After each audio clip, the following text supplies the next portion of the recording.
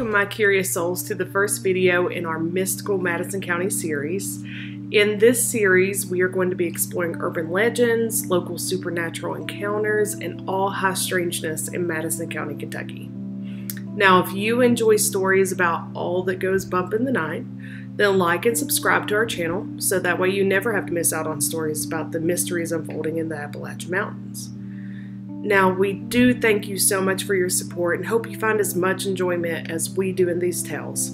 Our goal is to eventually upload on a regular basis, but with the starting of a new channel, we appreciate your patience as we thread this project into our busy lives. Now, please note, I am totally going to be reading off some notes here. I would rather see my eyes idling and make sure I have accurate information than miss anything, because facts are key whenever it comes to these stories, as much as we can find. So for those of you who may not know, Madison County is located near surrounding cities such as Lexington and Winchester, but Madison County itself consists of two main cities, those being Richmond and Berea. Now, some of the most known locations within those cities being the home of Eastern Kentucky University in Richmond and Berea College in Berea, obviously. Which we have plenty of strange history of their own right at each of those colleges, but our first urban legend actually takes place in Richmond. So let's dive in further to a bit of Madison County history. So Madison County has a long history of bizarre events, from UFO blitzes back in the 70s, 80s time, hauntings associated with historical homes dating back to Civil War, and even kangaroo sightings. I don't think I have to probably mention that kangaroos are not indigenous to the area unless they're kept in a zoo nearby. So Madison County is also the location for Fort Boonesboro and the Daniel Boone National Park, associated with the Daniel Boone, who aided in the exploration of Kentucky with James and Bride. Pretty well, anyone that's in Kentucky, you probably had some Kentucky history around that 5th grade level where we had to know all about the Daniel Boone. So Daniel Boone would go on to create one of the first English-speaking settlements west of the Appalachian Mountains. Now, it comes with a lot of importance to state that Native Americans are still the true original inhabitants of Kentucky. This sets the stage for you to understand that Madison County has a lot of history with being in the area of initial Kentucky settlement, which means it has experienced a lot of life, but that also means it's experienced a lot of death. So our story today is titled Little Egypt, with the name being given by locals for the urban legend. This story takes place on a country road named 4 Mile Road. If you do a web search of this road name in Richmond, you will automatically be flooded with tales of Little Egypt. All kinds of different versions also, and we will go over some of those. But when traveling down this road, you are going to witness an area that has been very much developed with subdivisions and beautiful homes. But as you continue further down the road, you're going to see less development and more beautiful country living. And you can piece together the farmland that was and that the area still is. One can truly appreciate the lush nature and greenery that is Kentucky's bounty. Kentucky was and is still superb when it comes to farming. We're known for our farmland. So the soil is rich and kind. It allows farming to continue to be a large entity for employment to this day in Kentucky. Being a farmer is by no means lowly work whenever it comes to Kentucky, and should be for the rest of the world. But it is a high standard of status, and we definitely thank our farmers for putting food on our tables.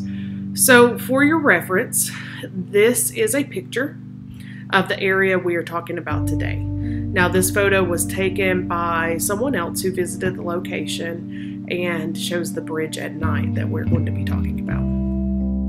So our story goes that Egypt was the name of the farm where this event took place. In older times, it was more common for a farm to have a name versus a house number. We didn't have GPSs back then, right?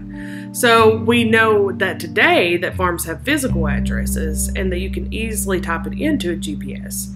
They also still have names though. So many times you can stop. Say you stop at a gas station, you ask for directions and provide an address, And someone local may be able to give you an idea on where the location is, maybe by a street name.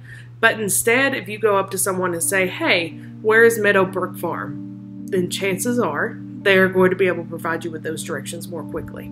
So that is still prominent today. Now, it isn't clear if the farm in our story was named Egypt, Little Egypt, or that the teen mentioned in the story was referred to as Little Egypt, as some type of endearing nickname maybe, or being a younger family member located at the farm Egypt.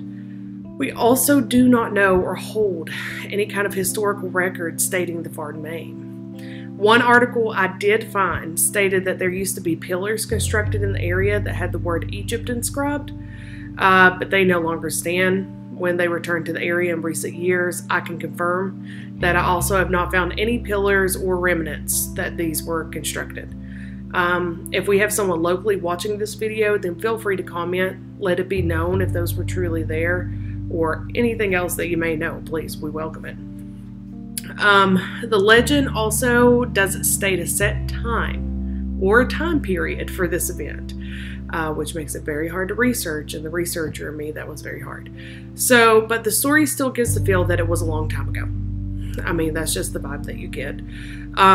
I got a vibe of the early 1900s for whatever reason when researching this, but please note that that is my own speculation, and it may even be fueled psychologically by the story itself and location. So do not take it as word or fact. There are 3 versions of this legend, and this is how each of those go. So the first was that Little Egypt was a 16-year-old girl who lived on 4 Mile Road, past or near the bridge that crosses with Hunter Lane. She was abducted from this road where she was assaulted and murdered.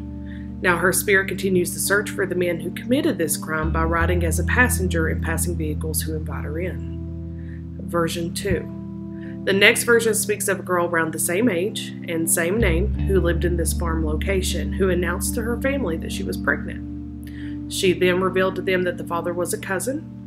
The family's reaction caused her to run out of the home into the road, and she was struck and killed. Now, the final version that I found, which I'm sure there's plenty more out there, but these are my 3 main themes that I found, is that she was abducted from the house in this location, murdered, and dismembered, with her remains being scattered throughout the surrounding farms. This version of the story did state a year of 1920. Probably also plays on the 1900s feel I was getting, early 1900s. So all 3 versions provide horrific circumstance, ending with her death right in that area near 4 Mile Road Bridge crossing Hunter Lane. Now, I decided to dig deeper to see if we could find any type of article or record, and thought the second version of the story could aid us in further detail of the time period. But there was no mention on if she was struck, what she was struck by. So was it a vehicle? Was it a horse carriage situation? Which puts us back at square one. If it stated vehicle, we may be able to indicate a time period of around 1908. That would have been when the Lexington Motor Car Company was opened in Lexington by a racehorse promoter. But even then, we know that once again, Kentucky is mostly farmland. And cannot assume that those in the area could have afforded a motor vehicle, or that they needed it, because they would have still been operating with horse and carriage.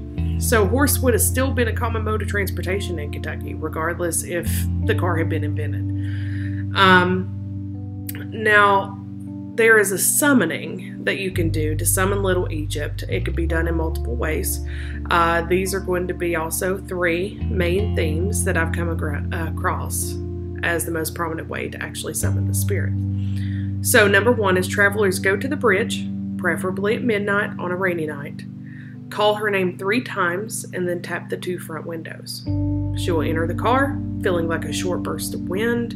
You then want to crack the front 2 windows of the vehicle while you drive so she can escape through them. Supposedly, if you're not her killer, then she will come in and out of the vehicle with no issue. If you are, then she will cause a wreck. Number 2. Another way is to drive onto the bridge, crack your windows, call out, Little Egypt, come ride with me. You will find a presence enter. You drive her down the road, turn around, and then drop her back off at the bridge. Now, I do want to mention the Little Egypt. Little Egypt, usually you would say that 3 times. Most cases with the rule of 3 when it comes to summoning. We see those in a lot of stories. So the last version is doing the tapping and cracking of the windows, calling either the name 3 times or the other phrase, placing a piece of gum on the dashboard. Work with me here. Driving up the road, coming back to drop her off on the bridge, and if the piece of gum disappears, I kid you not on this, then you know she was inside your vehicle. Because the piece of gum, whoever came up with this version, I tell you, I got a rant, is supposed to be, the gum is supposed to be for her to freshen her breath where she has been dead. Do you know how offended as a spirit that I would be? That you would be more worried about the state of my breath, which, by the way, I could understand if we were going into a zombie situation. We are talking about a ghost, a spirit here, right? So usually that's a see-through apparition type situation. If you are more concerned about the state of my breath rather than seeing a full body apparition, then you ain't got no business looking for a ghost. Let's just say it. So I just could not get past that one for a bit. So travelers report incidents of drop in temperature, cool breezes, manipulation of radio stations, and a feeling of pressure or headaches. So since there isn't a precise method on doing this, my team decided to give it a try. So around 8 p.m. on a rainy night, we traveled to 4 Mile Road. We stopped on the bridge and called out to Little Egypt after cracking our windows. We did choose to turn the radio to an AM station to see if contact could be made in this way, kind of like a spirit box without sweeping the stations, if you've ever taken the time to look up one of those.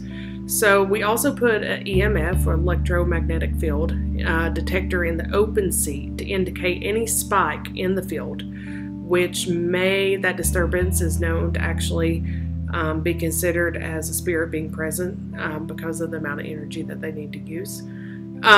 So it could possibly signify a spiritual presence, and we thought it was safe to count it in the experiment since the vehicle itself didn't produce a large amount of EMF. So we drove to 4 Mile Bridge for a ways and then proceeded to turn around and drop her back off at the bridge. Now this is some footage of that experiment. We're on. Little Egypt, come ride with me.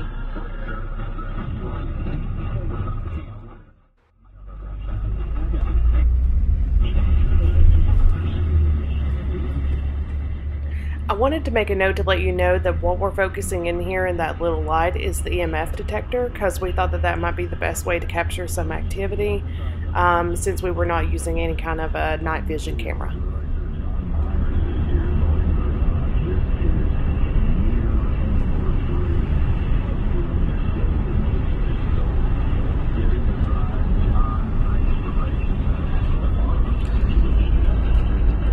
I should have filmed that fog. That was scary.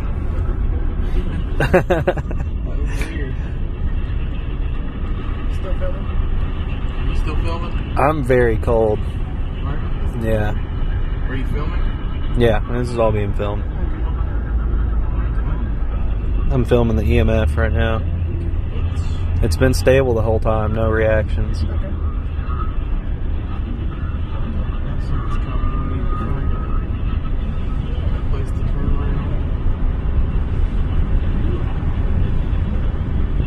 Turn it off and start again with another video. Okay. We are at the turnaround. This is maybe 10 seconds after turning off the first video.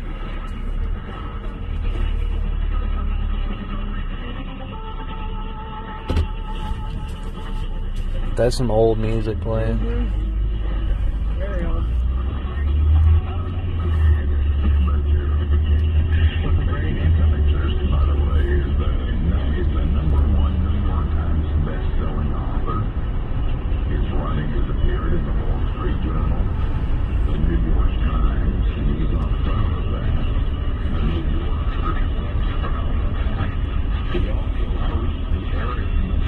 Radio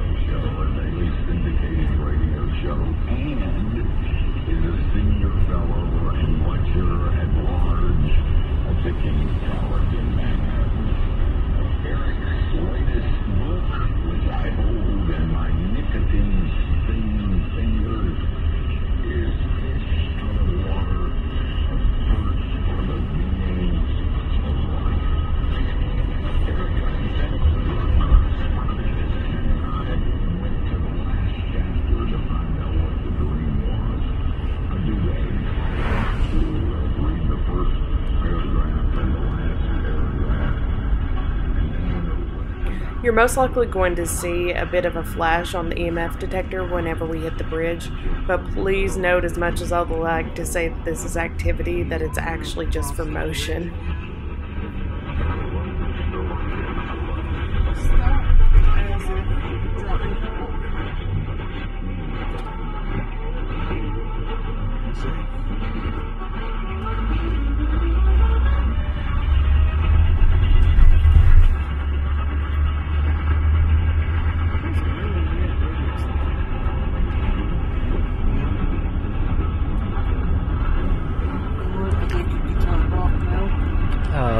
Just to note for the video, after the little drop-off thing, I do feel less cold.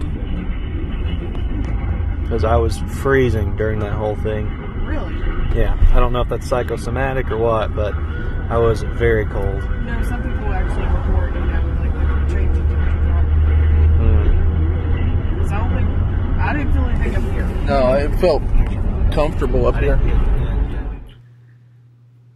An article that I didn't come across until after we concluded our experiment stated that you can know if she's in the vehicle if a mist or fog appears. I guess that can either be inside the vehicle, outside the vehicle, not a whole lot of specification. So at the time of the video, we thought nothing of the fog because we didn't have this information. So our team member Sean, he did experience an increased coldness and was sitting beside the open seat that we had the detector in. We didn't notice any kind of spike with the detector, just the feeling of the temperature for him. So all of these stories kept stating that Little Egypt was hunting for her killers, and that if the killer was present in the vehicle, then she would cause a crash. That part of the story kept sticking with me because I have a naive human brain, and I kept thinking that if this happened so long ago, then there is no possible way that one of her killers could physically still be alive, unless some type of bounds in human existence have occurred. Maybe an extended relative at most.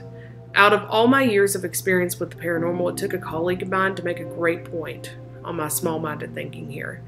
So if this spirit experienced a traumatic event, or this person before they were a spirit, so if we don't know if this is an intelligent or residual haunting, meaning whether she can actually interact with you, which will make it intelligent, or the possibility of the event repeating in a sort of time loop in a residual haunting, like a memory or essence of a past event that continues many years later, which can be seen or unseen by the human eye.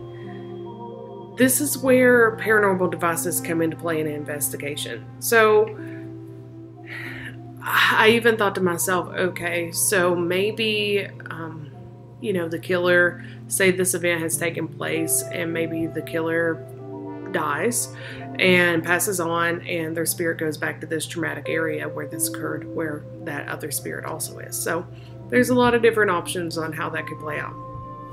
So with all the research that I've done in conducting the experiment of the legend itself, the question still leads to if Little Egypt is an actual entity haunting a portion of 4 Mile Road. Is this urban legend true? And the answer that I have to that is, I don't have a clear answer.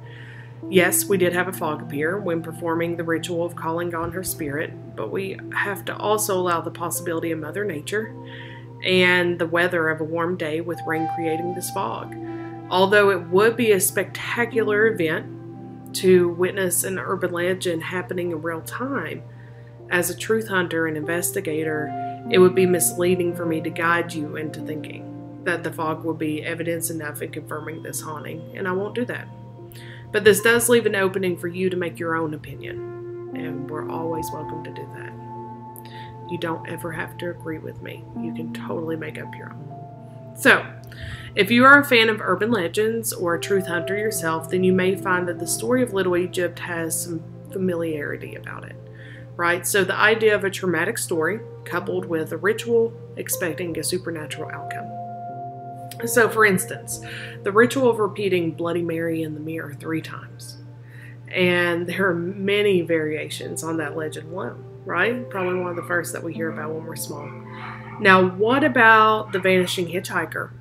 The ghost that appears on the side of the road needing a ride when you go to drop them off. and they have vanished from your back seat. We've heard that one quite a bit. The lady in white walking by a cemetery.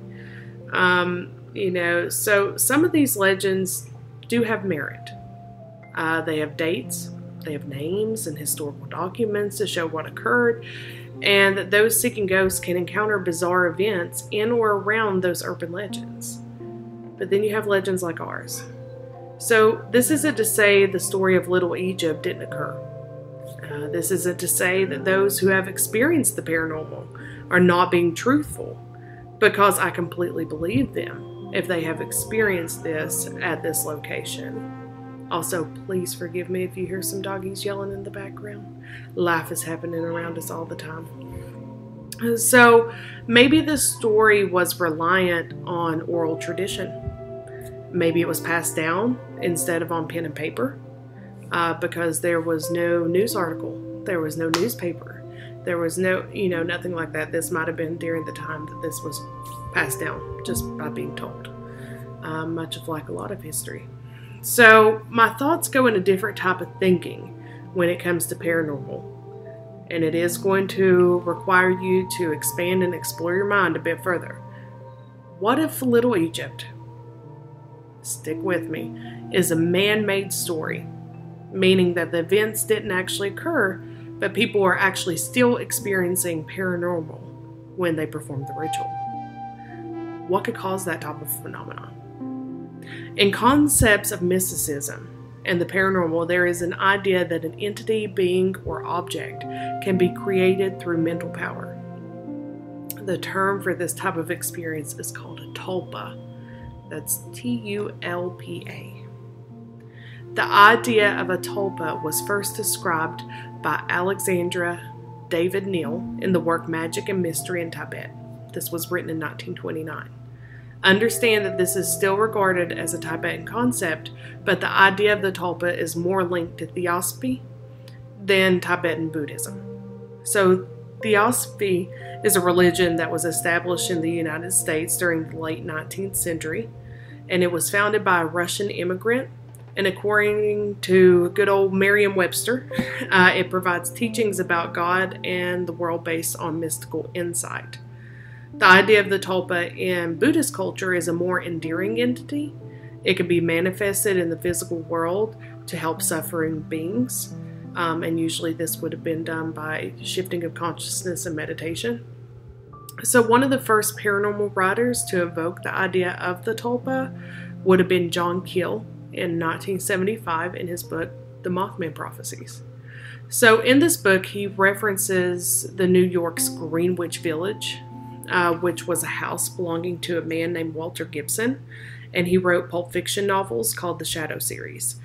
So occupants of the home describe seeing apparitions wearing the same outfits and with characteristics of the fantasy characters created by Walter Gibson in his series, and Keel states that the Tibetans believe that advanced human minds can manipulate these invisible energies into visible forms called tulpas, or thought projections. They're sometimes referred to that as also. Basically stating that Walter Gibson's intense concentration into his shadow novels accidentally brought a tulpa into existence, or a spirit or entity, whatever you may want to call it, who were actually the imaginary characters he had created within his writings. Now, how creepy is that? There's not another word. So, does the idea of knowing that Little Egypt or other paranormal stories could be created by yourself instead of true ghostly activity with documents to prove that these things actually happened, does it bring you comfort or chills? We already know how extraordinary human beings can be in both positive and negative ways. What does your energy create? A force field of loving kindness, or dark entities that prowl the night? Humans are more than flesh and bone, and there has to be some kind of spark that makes us us. We leave imprints on the world in physical and mental levels, but the idea that our negative energy can be shifted into creating our own Appalachian horror story, it's a bit discomforting. But that's the beauty whenever it comes to the energy that we create. Even if we have created negative energy, we have the opportunity to make it positive. The decision is up to us. There's always hope. So, my curious friends, I cannot express enough my gratitude in you listening to our story of Little Egypt in our Mystical Madison County series. I hope that we have provided you some food for thought outside of our usual day-to-day mind-numbing task. And if you enjoyed this video, I encourage you to tune in as we work to research these mystical mountains and to bring those stories to you. Definitely sign up for notifications so when we do have the opportunity to post another video, you'll be the first to know. I do hope as time goes on that we are able to formulate some type of regular schedule to bring you this content. But in the meantime, feel free to subscribe. That way you will know. And I hope you have a great day or night wherever you may be. And please stay curious, my friends.